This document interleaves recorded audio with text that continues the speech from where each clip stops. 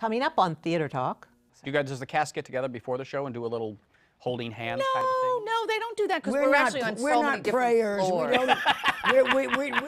We don't have a box of rocks and people chanting. Yeah. I know that there are those that do, and I respect it.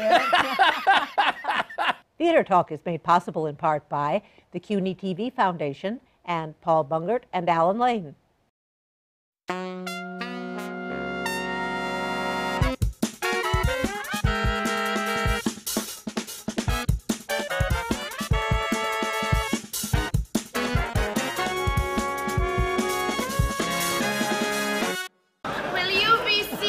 Your Highness. Thank you, Your Most Highness.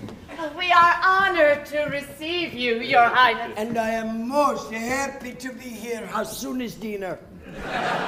From New York City, this is Theater Talk. I'm Susan Haskins. And I'm Michael Riedel of the New York Post. And Susan, one of my favorite productions of all year on Broadway has been the revival of the wonderful Kaufman and Hart play, You Can't Take It With You, which I did brilliantly when I was in high school. Of course. As did everyone else. Everybody has done that play at some And who point. did you play, Mike? I played Ed, the guy who plays the xylophone. Or Will Brill. Yes, that's right. So great. Right. He's good, but no, I mean, No.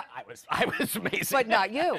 But this production it has a first-rate cast, and we're delighted to have two of my favorite actresses, two of the funniest women I know on stage and off stage, Julie Halston and Elisabeth Ashley. Welcome back, both of you, to Theater Talk. I love being here. So is this the first time you guys have done You Can't Take It With You, or did you do it in high school too, Julie? No, I did not do it in high school. When I first went to Hofstra University, I was a freshman, and we were not allowed, I don't think, to really be in main stage productions, but they did do it then. And so I remember seeing it. And, you know, what's fascinating is that we've had so many people say, oh, I did it in high school or I did it in college. But so many other people have also said, we thought we knew the play, but we didn't actually know the play. Right. And people are now coming to us saying, oh, my goodness, it's actually even better than we thought. It's funnier than we thought. It's edgier than we thought, you know. It was funny, just the other day I was looking at the Wall Street Journal, and the editorial page of the Wall Street Journal has this section called Quotable, and they had a line of dialogue from You Can't Take It With You where Grandpa is sparring with the IRS man about why should I pay taxes? Well, yeah. I don't believe in it. I don't believe in it. I mean, tell me, what am I paying for? Show me, what is my money buying? I wouldn't mind paying if it was something sensible. Sensible? Well, how about Congress and the Supreme Court and the President? We've got to pay them, don't we? Not with my money, no, sir. He says that. I mean, think about 1936, it was, you know, written, and we're still talking about Russia, taxes, Wall Street, sex, and love. And drunk actresses. And drunk actresses. Now, in the play, you play the Grand Duchess. The Grand Duchess, Grand Duchess Olga Katrina, cousin of the Tsar. Yes. I, on the other hand, did do this play in high school. You did? Yes. Who did you play? Who did you play? Well, because I was never a theater kid, you know. I mean, I was not ever in school plays, but I was a ballet kid. So I was drafted to play Essie. Essie, right? Oh. Yes. Who does the ballet? The bad ballerina. Right. Yes. Right. Who's brilliantly played in your production? Oh, but Annalee Ashford, yes. Brilliant. No, I mean, but this woman, I'd have to tell you something. I've never had the privilege of being on stage with Julie Halston, but talk about Chaplin-esque. Yes. I mean, you know, all of those cliches, scene stealer, showstopper. I mean, Scenery chewer. No, she literally stops the show, which is hard to do in this play. I can retire from show business. But what Elisabeth Ashley just said. No, but Julie, and it's a brilliantly written play. I mean, I believe this play is a blueprint for structure. Yes. I mean, anybody that ever would do, but with Julie comes on, I mean, it quite literally stops the show. Well, she's playing. You're playing an actress who's got a drinking problem. Well, yes, you know, Penny, brilliantly played by Christine Nielsen, right. Is, you know, a daffy woman. She's very, very well-meaning, and she meets me on a bus, and she wants her plays to be read, so she just brings me home, and then I proceed to have a huge bottle of gin all by myself. Just a minute, because I am a terrible drunk. Just a minute.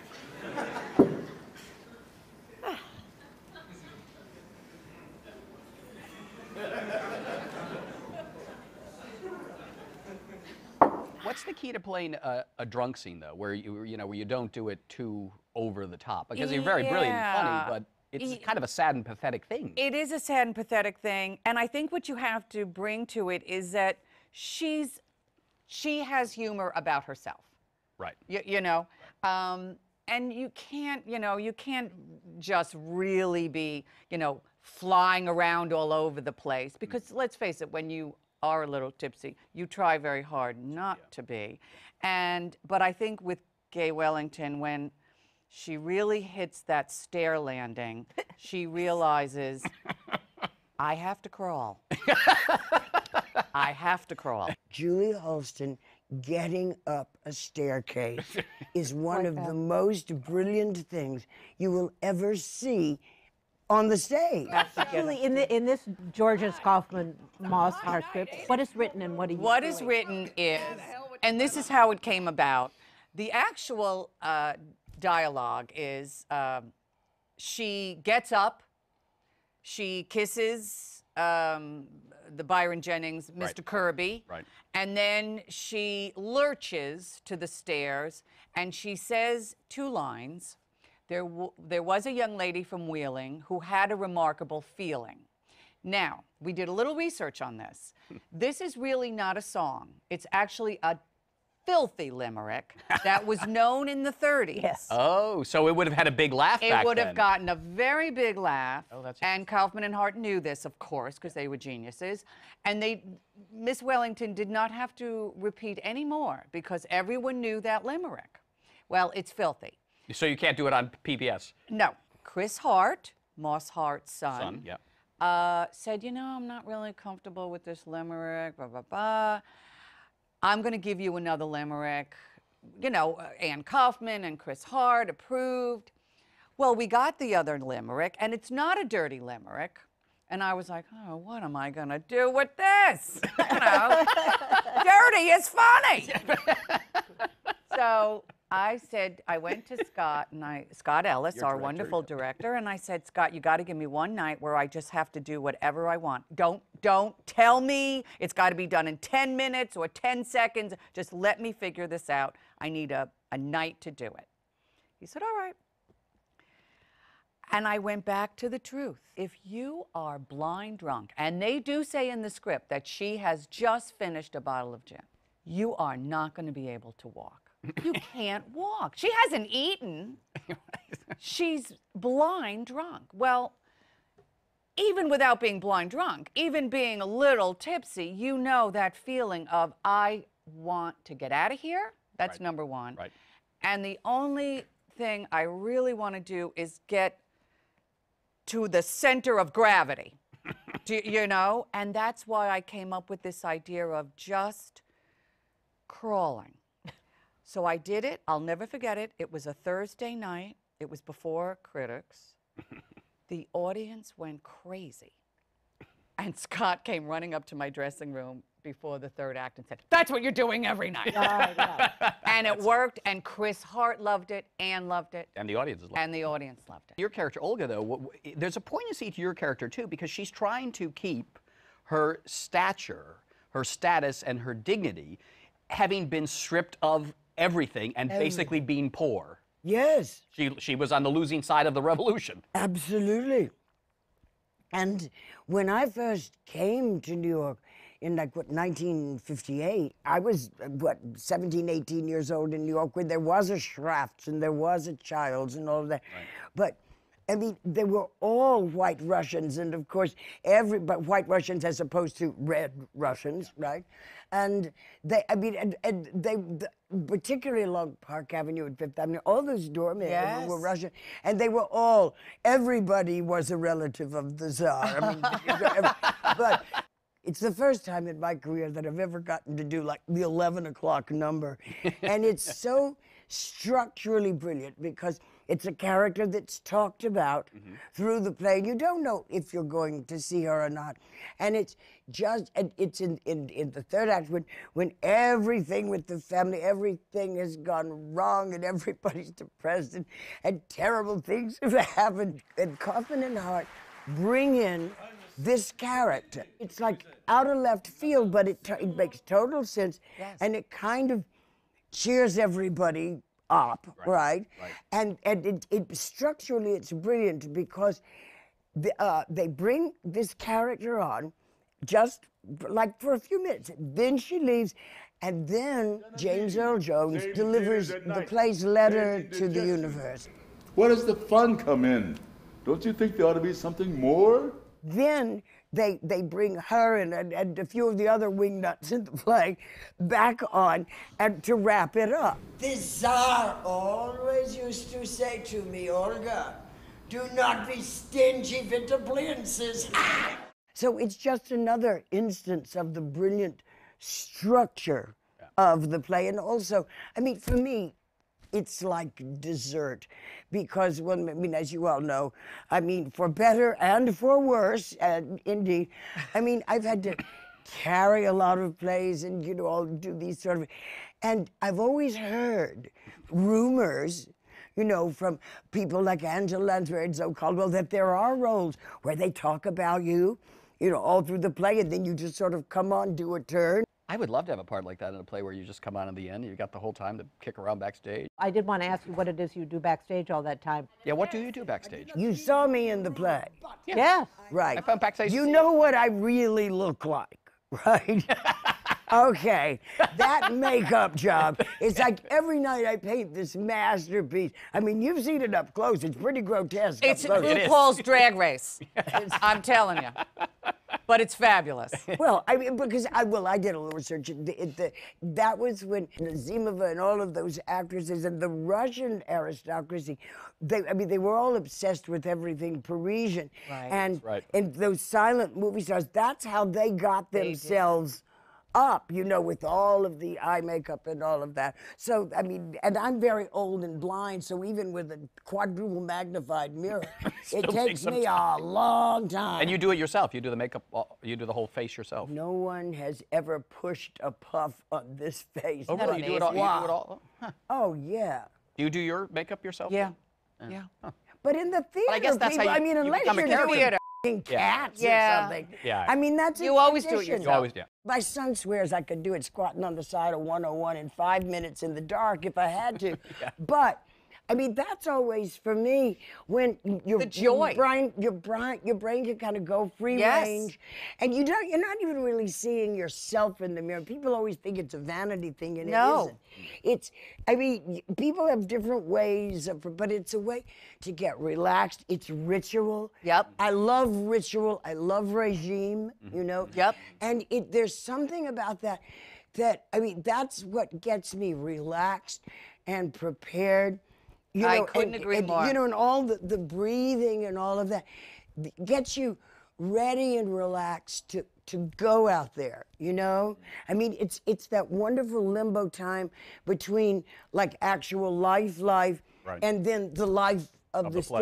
stage, That's right? right. It's an interim time that I treasure. Yeah, I do too. I love it. It's like you saying, it actually is very relaxing. Yeah. Very relaxing. Does the cast get together before the show and do a little holding hands kind of a thing? No, they don't do that because we're actually on so many different prayers. floors.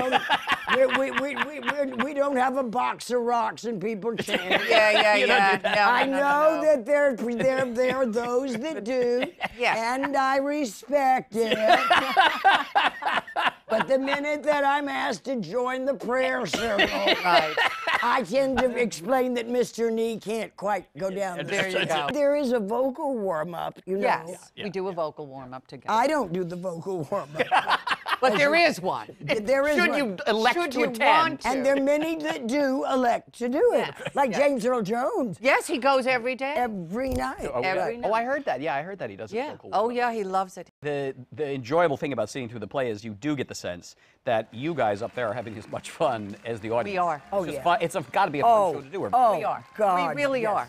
I mean, and honestly, you know, because usually there's always a little bit of tensions in the cast. You know, that one, you know, oh, that one, you know. None of that. There's none of it. Yeah.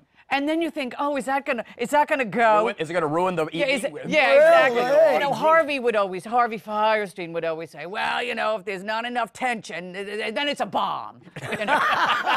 But that's not true.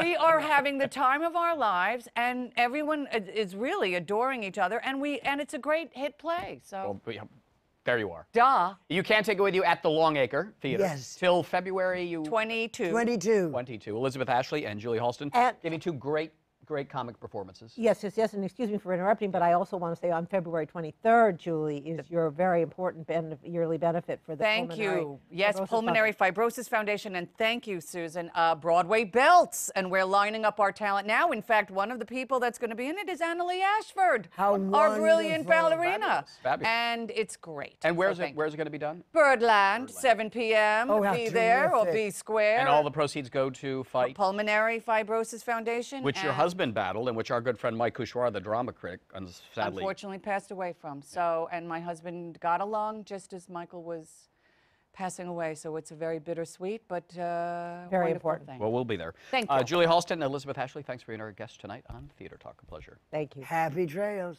Anytime you're ready, we'll go up to my room and start. I thought I'd read the play up in my room. All right, dearie. I'm ready.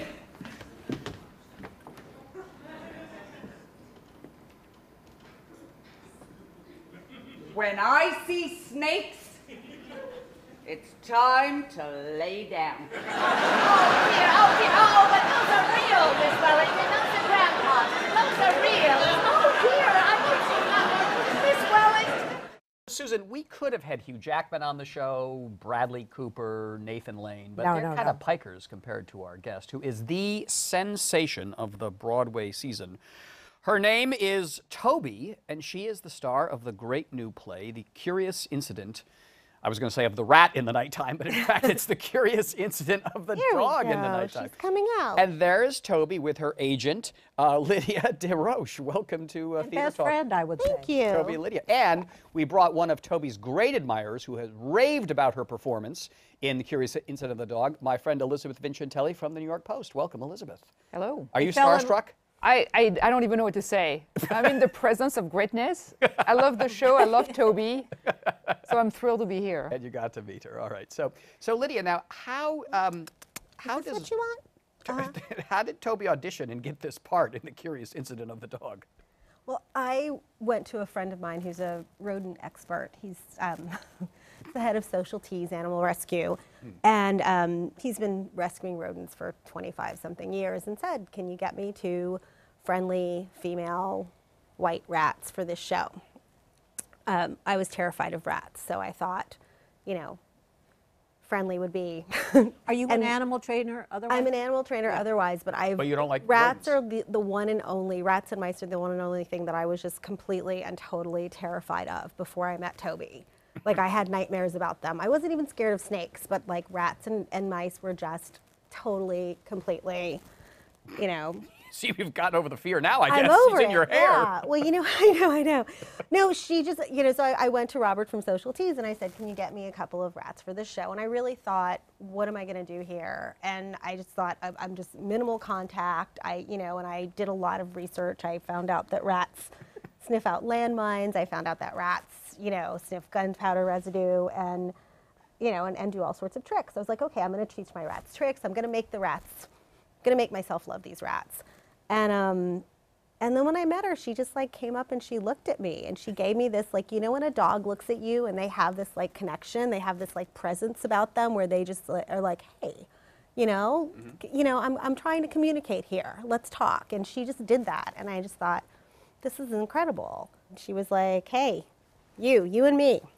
And she just let me know that she wanted to communicate. And Now, she Elizabeth- did. Like right now, maybe she wants to go up there and drink some coffee. Oh, wow, look at that. Now, Elizabeth, what impressed you most about her performance in The Curious Incident Well, of the Dog in the Nighttime? She spends a lot of time in a rat carrier Right. that gets bent about and shaken a lot in the show because the kid who carries the rat kind of runs around and drops it. And I was thinking, I just assumed that they did a switcheroo where. Could be. Well, No? but no, I just. She's there the whole time. The rat is in the cage getting banged around? And the first time I saw that in rehearsal, I was already attached to her at that point, and I was just sitting there going, and just like, oh my God, Toby. And then they brought her back to me, and because they were running things over and over again, so they brought her and they said, yeah, let's just give her a little rat break. So I put her on my lap. And I opened the cage, and the music was, it's very loud. Sure. And instead of diving in the cage to hide, she actually got up and leaned toward the speakers, and she was like, this is what I do. Does she get along with all the cast members backstage? Most of them, I would say we have a 98% everybody loves Toby. But there and are then a we few have cast a members couple of holdouts. But they're slowly coming around. One even said that she was cuter than other rats. So, but most people she goes in the green room and just goes from person to person. Everyone just comes in and says, hello, Toby, and sticks their hand out, and she just hops on How does their Alex Sharp, shoulder. the kid, the lead boy in the play, how does he get along? Well, Alex was like me. When we met at the meet and greet, I said, what do you think about rats? And he was like, not so much. And I'm like, yeah, me neither. And then, once he got to know Toby, he was like, wow, this is a great rat. And yeah, no, he actually gets her to give him a little kiss. When she comes out of the box, she gives him a little kiss on stage. But She's where's a pet. Toby from? She was Toby found? she was rescued by, like I said, I didn't really ask him. The only specifications were get me a couple of rats. Nice rats. Yeah, and I think he ended up, because he couldn't find any, he ended up saving a couple from a pet store where they were destined to be something that we won't talk about. Now, they eat anything, right? Well, they They pretty eat much anything. I've been told that rats can eat Completely from top- unlike regular actors who pay attention to their diet. And also, I'm sure she doesn't ask for, what her motivation is. She wasn't a big eater initially, and then I started plying her with, trying to find things that she liked, which we learned were melon, and she's a big fan of sweets, and she's a huge fan of coffee. She'll do almost anything for coffee.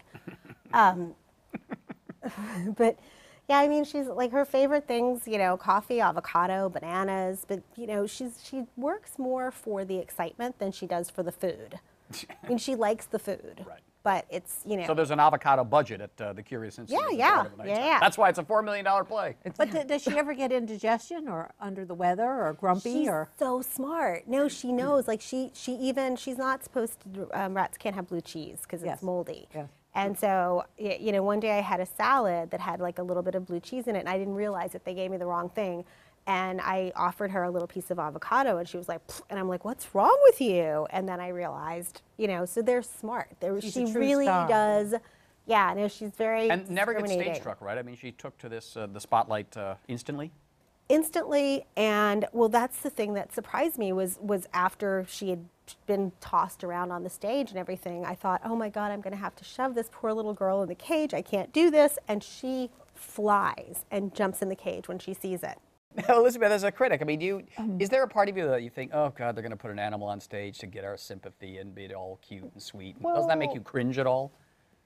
If it warrants it, I think it's a really big part of the story, actually, in this particular show, the relationship between the main character, who was, an Asperger's it's his only kid, bond. is very important. Yeah. So it's very key that the animals in the show, and I thought, why not? It's not, I didn't feel it was pandering. Sometimes it is pandering. But not here. But not in the show. It really is part of the story. We're out of time, but I have one more question. Can I hold Toby? Of course. What should I do? Be careful, Toby. Of course. You tried this with Bradley Cooper. It was a disaster. Well, Maybe she doesn't want to. I think she's a little bit Scared. nervous. Bradley Cooper reacted the same way. Exactly. He crawled into his agent's hood when Susan wanted to hold him. All right, well, Toby is the star of The Curious Incident of the Dog in the Nighttime. Terrific new play at the Barrymore Theater, if I'm not mistaken, right? Yes, it's wonderful. And not to be missed. Toby got a rave review from Elisabeth Vincentelli in the Post. And I mean, if you were, any suggestions for other parts that Toby might play in the coming theater season? I think she could be working in almost every play. An American rat in Paris, perhaps? I don't see why any character in any play couldn't have a pet rat. You can really work it in. Rat, right. They have kittens, Cabaret, and you yeah. can't take it with you. Yes. So. Oh, that's right. She's got all of her friends over at You Can't Take It With You. They're Yeah, kittens yeah. and snakes and Yeah. a whole bunch of Well, stuff. I don't know about friends. Well, no, not really, but Yeah, that's true. yeah, no, I'm doing that show as well. You know, I love the snake in that show. Did you train, did you train that snake? My my wrangler is working with the snake. That snake, the night I saw it, that snake was so active. I mean, he was I standing know. up, doing a snake dance. And That's That Bob. snake upstaged James Earl Jones. That Bob is awesome. Bob right? the snake. Bob the snake is awesome. All right, well, But, Toby- you want the coffee. Come on, just drink the coffee. There you go. You've been through a lot. This is Toby's TV debut. It's a classic. That's enough. And thank you, That's enough. Lydia DesRoche, I pronounced that right, for Thank joining us at you. Theater Thanks Talk. for having me. And Elisabeth Vincentelli, totally rat-struck. I am rat struck. Thank you for being Give our her guest on coffee, Theater she'll Talk. come to you. Good night, Toby. Good night, Toby. A star is born. Our thanks to the Friends of Theater Talk for their significant contribution to this production.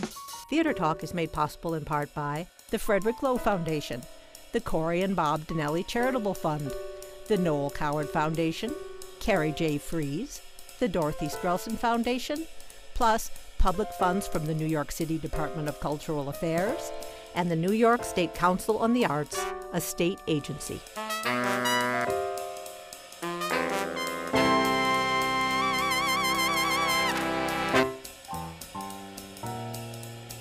We welcome your questions or comments for Theater Talk. Thank you and good night.